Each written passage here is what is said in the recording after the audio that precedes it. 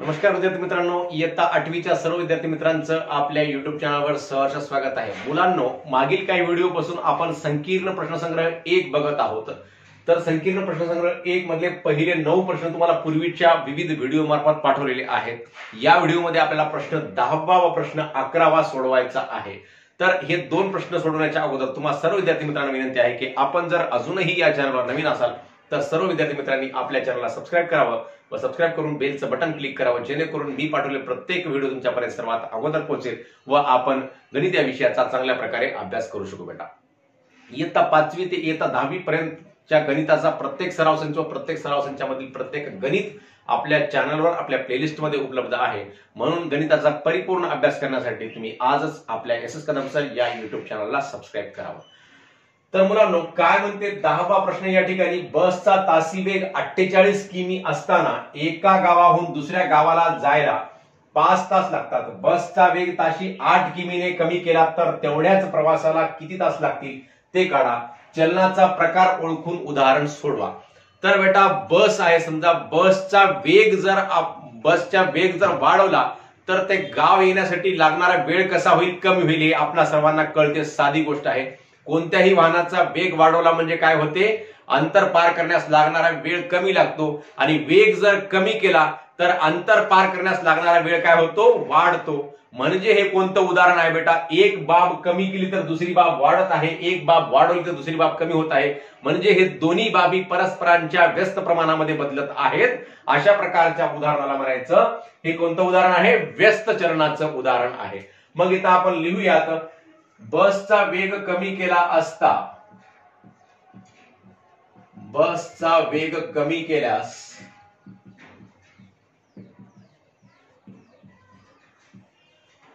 प्रवासासाठी लागणारा वेळ वाढतो, प्रवासासाठी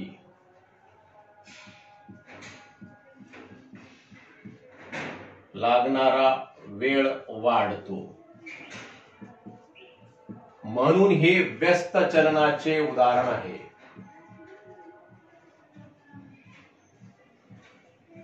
म्हणून हे व्यस्त चलनाचे उदाहरण आहे।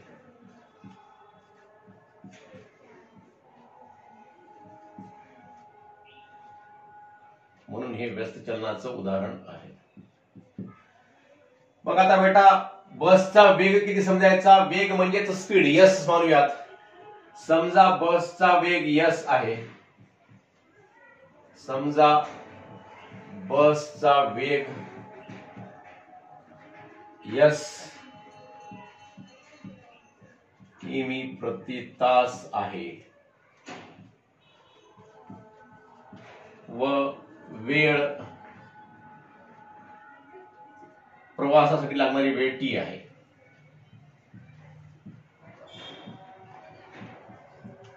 प्रवासासाठी लागणारी वेळ टी आहे, हे आपण समजलेलं आहे, मानलेलं आहे। म्हणजेच हे व्यस्त चलन म्हणून सांगितलेलं आहे। मग आता कसं लिहावं ते मुलांना, या ठिकाणी यस हा व्यस्त चलनामध्ये आहे, कशाच्या, टीच्या। मग यस व्यस्त चलनात आहे टीच्या। मग आपल्याला यालाच कसं लिहिता येतं बेटा, यस बरोबर आहे के छेद टी। के काय आहे, चलनाचा स्थिरांक आहे, के म्हणजेच चलनाचा स्थिरांक।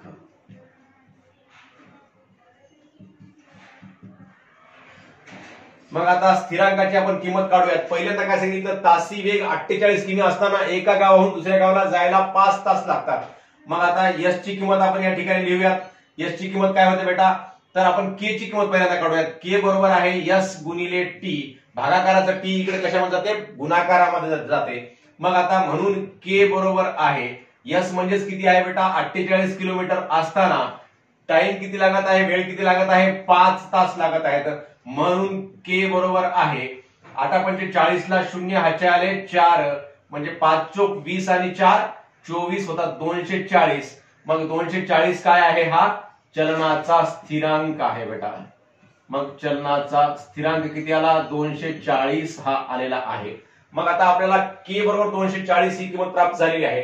पुन्हा काय म्हणते, बसचा वेग ताशी 8 किमीने कमी केला। मग आता बसचा नवीन वेग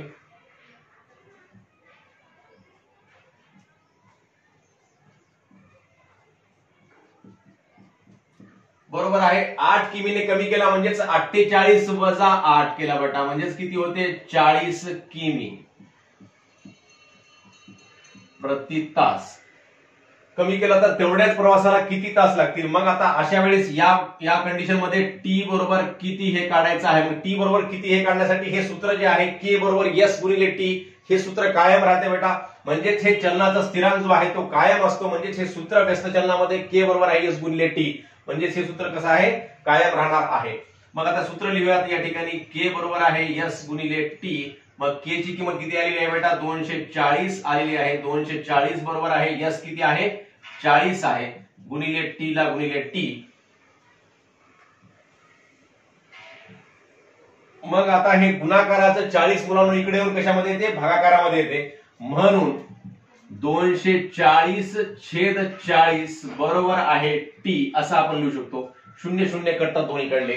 मग 4 1 4 आणि 4 5 20 4 सक 24 म्हणून टी बरोबर आहे 6 ही उत्तर प्राप्त होते. 6 म्हणजेच काय आहे 6 तास आहे. तर चलनाचा प्रकार ओळखून उदाहरण सोडवा म्हणते. तर तेवढ्याच प्रवासाला किती तास लागतील. म्हणून बसचा वेग 8 किमीने कमी केल्यानंतर 8 किलोमीटर प्रति तासने कमी केल्यास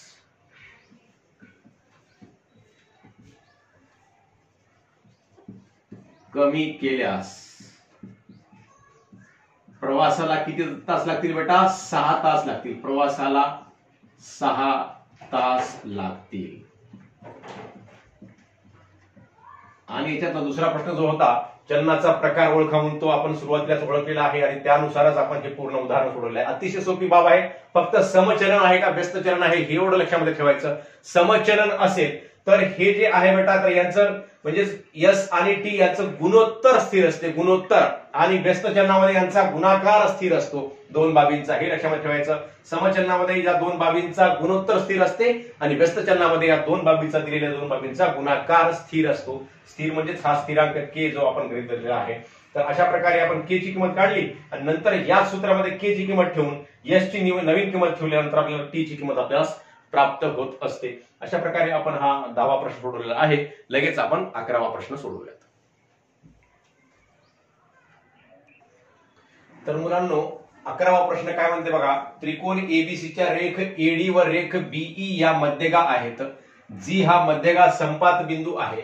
जर लेंथ ऑफ एजी बरोबर 5 सेंटीमीटर तर लेंथ ऑफ जीडी बरोबर किती, आणि जर लेंथ ऑफ जीई बरोबर 2 सेंटीमीटर तर लेंथ ऑफ बीई बरोबर किती. तर मी तर हे सर्व प्रश्न समजून घेण्यासाठी या ठिकाणी तुम्हाला आकृती काढून दाखवलेली आहे. तर एबीसी हा त्रिकोण सांगितला, रेख एडी व रेख बीई या मध्यगा सांगितल्या. म्हणजे ही एक रेख एडी व रेख बीई या दोन मध्यगा आपण या ठिकाणी काढलेला आहे. जी हा मध्यगा संपात बिंदू आहे. मग जी हा जो बिंदू आहे तो या दोन्ही मध्यगाचा संपात बिंदू आहे. जर लेंथ ऑफ एजी बरोबर 5 सेंटीमीटर म्हणजेच हे एजीचं माप 5 सेंटीमीटर आहे तर लेंथ ऑफ जीडी बरोबर किती हे जीडी काढायचं आहे आपल्याला. आणि जर लेंथ ऑफ जीईचं माप 2 सेंटीमीटर असेल तर लेंथ ऑफ बीई बरोबर किती, म्हणजे आपल्याला हे एकूण बीई पर्यंतचं माप काढायचं आहे. बी पासून ते ई पर्यंतचं माप.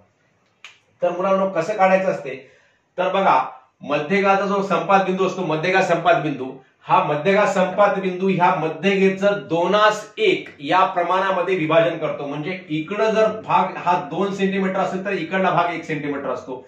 तसंच इकडचा भाग सुद्धा ही मध्यगाचं सुद्धा 2:1 या रूपामध्ये याचं या ठिकाणी विभाजन होते. म्हणजेच हा जर भाग 2 सेंटीमीटर असेल तर इकडला भाग 1 सेंटीमीटर असतो. मग मध्यगा संपात बिंदूच्या गुणधर्मानुसार काय होते या ठिकाणी, लेंथ ऑफ एजी किती सांगितलं बेटा, एजी सांगितलेला आहे 5 सेमी.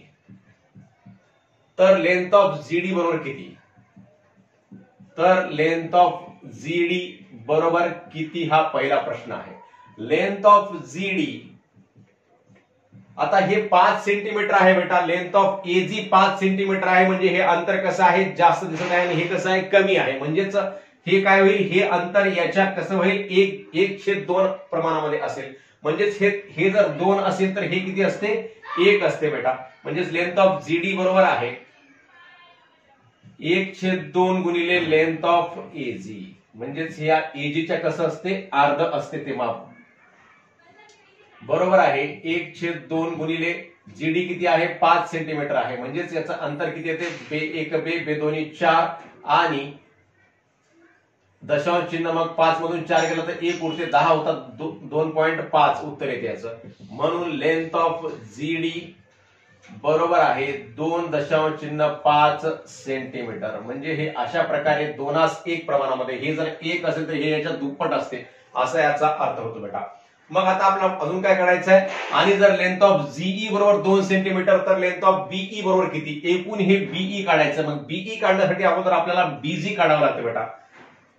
तसेच लेंथ ऑफ जीई, जीई किती सांगितलंय मुलांनो, जीई बरोबर 2 सेंटीमीटर. तर आपण अगोदर काय करायचं, लेंथ ऑफ बीजी काढूयात. लेंथ ऑफ बीजी बरोबर किती आणि लेंथ ऑफ बीई बरोबर किती. मग आता कसं काढायचं बेटा, तर लेंथ ऑफ बीजी बरोबर आहे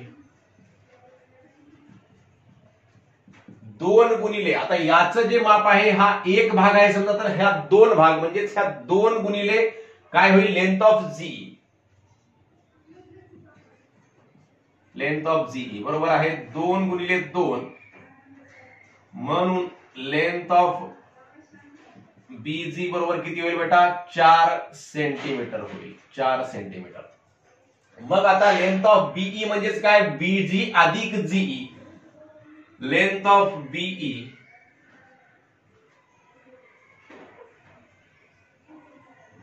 बरोबर आहे लेंथ ऑफ बीजी अधिक लेंथ ऑफ जीई. मग लेंथ ऑफ बीजी किती आहे मुलांनो 4 सेंटीमीटर आहे आणि लेंथ ऑफ जीई किती आहे 2 सेंटीमीटर आहे. म्हणजेच लेंथ ऑफ बीई काय होते या ठिकाणी,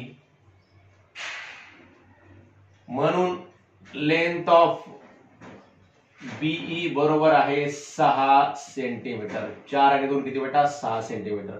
तर अशा प्रकारे आपण हे मध्यगा संपात जो बिंदू असतो, मध्यगा संपात बिंदू ह्याच्या गुणधर्माचा वापर केला. काय गुणधर्म आहे, तर 2 मध्यगाचा किंवा 3 मध्यगाचा ज्या ठिकाणी संपात बिंदू असतो, मध्यगा संपात बिंदू ज्या ठिकाणी असतो त्या बिंदूमध्ये या मध्यगाचं 2:1 या प्रमाणामध्ये विभाजन होते. हे लक्षामध्ये ठेवा बेटा 2:1. मग 2:1 प्रमाण म्हणजे एकीकडला भाग जर 2 सेंटीमीटर असेल तर दुसरीकडला भाग कसा असतो 1 सेंटीमीटर असतो. या गुणधर्माचा आपण वापर करून हे विचारलेल्या प्रश्नाचं उत्तर या ठिकाणी दिलेले आहेत.